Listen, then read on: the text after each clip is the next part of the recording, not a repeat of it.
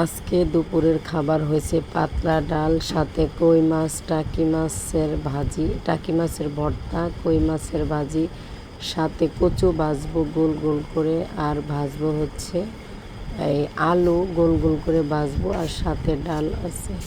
শুকনা খাবারের সাথে কিন্তু পাতলা ডাল রান্না করতেই হয়, না হলে সবার কিন্তু একরকম রুচি না। ঝোল কিছু খেতে ইচ্ছা করলে শুকনা খাবারের সাথে ডাল নিয়ে খেলে মজা হয়।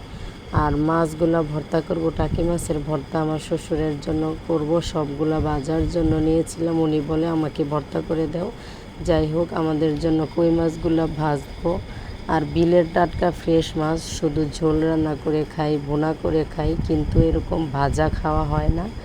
আমাদের ঘরের মুরব্বি মানে বয়স্ক লোক দুইটা শুধু ঝোল খেতে চায়, হেরা ভাজা খেতে চায় না। হেরা স্বাস্থ্য খুব সচেতন, ভাজা পোড়া কম খেতে চায়। আজকে ফাইনালি ওদের কাছে একটু জিজ্ঞেস করে আমি ভাজার জন্য রেডি করেই ফেললাম, কারণ আমার ছেলে মাছ ভাজা খেতে পছন্দ করে রান্নার চেয়ে। সেই জন্য চিন্তা করলাম আজকে অনেকগুলো মাছ আছে, ভর্তাও করব, ভাজিও করব। এদিক দিয়ে কড়াইটা গরম করে দিয়ে দিলাম কই মাছ। আমি কিন্তু প্রত্যেক দিনই টাকি মাছ, কই মাছ, শিং মাছ এইগুলো মাছই রান্না করি। কেউ আবার ভাববেন না প্রত্যেক দিন একই ভিডিও দেই, কারণ আমার এইগুলো মাছই রান্না করতে হয়, আমাদের জালে ধরা পড়ে, এখন আর মাছ কিনে না। একই রকম মাছ প্রত্যেক দিনই রান্না করতে হয় বাধ্য হয়ে। আর এই মাছগুলো খেতে কিন্তু আমাদের কাছে খারাপ লাগে না, ভালোই লাগে। কই মাছগুলো আমি লাল লাল করে ভেজে সুন্দর করে উঠিয়ে নিয়েছি। এখন নিলাম কচু, এগুলো হচ্ছে আমাদের ক্ষেতের শলা কচু, এগুলো গলা চুলকায় না। কচুটা কেটে গোল গোল করে আলুর মতো বা বেগুনের মতো নিয়ে নিছি, ধুয়ে পানি জড়িয়ে। হলুদের গুঁড়া, মরিচের গুঁড়া আর লবণ দিব, আর কিচ্ছু দিব না। এইগুলো ভাজিতে বেশি মশলা দিলে মজা হয় না।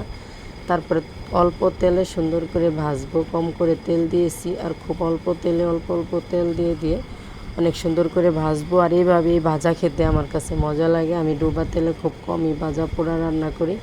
যাই হোক, কচুগুলা কথা বলতে বলতে কিন্তু ভাজা হয়ে গেল। দেখেন, আপনারা কে কে এরকম আমার মতো ভাজা পোড়া খেতে পছন্দ করেন, মাছ ভাজা, আলু ভাজা, কচু ভাজা, প্লিজ কমেন্টে বলবেন। আর যে আজকে আমার চ্যানেলটা নতুন দেখতেছেন, প্লিজ চ্যানেলটা সাবস্ক্রাইব করে পাশেই থাকবেন, অল নোটিফিকেশনে ক্লিক করে দিবেন। বন্ধুবান্ধব, আত্মীয় স্বজন সবার কাছে একটু দয়া করে শেয়ার করে দিন। এই তো দেখেন কচু ভাজা হয়ে গেছে, এখন প্রস্তুতি নিব আলু ভাজার। সব কিছু রেডি করে নিয়ে আসছি, আমি শুধু রান্না করতেছি বসে বসে।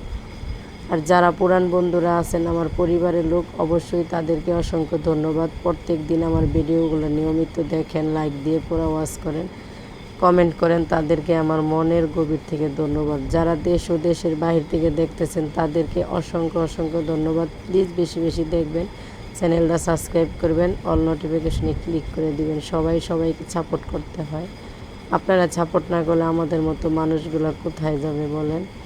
এখানে আবারও কচু ভাজা উঠাইয়া সেই কড়াইতে তেল দিয়ে দিয়েছি আলুগুলো আমি অফ ক্যামেরায় উল্টিয়ে দিয়েছি, কারণ আমি অনেক কাজ করতেছি, রান্না করতেছি, আবার ভিডিও করি।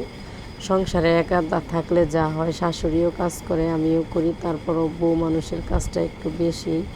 আলুগুলাও ভাজা হয়ে গেছে। এই তো দেখেন কি সুন্দর গরম গরম ভাতের সাথে কিন্তু জাস্ট আজকের খাবারটা অসাধারণ। নর্মাল খাবার হলেও কিন্তু আমাদের মতো গরিব মানুষের জন্য খুবই খুবই খুবই একটা স্পেশাল খাবার। আজকে এই পর্যন্তই, দেখা হবে পরের ভিডিওতে। আসসালামু আলাইকুম, আল্লাহ হাফেজ।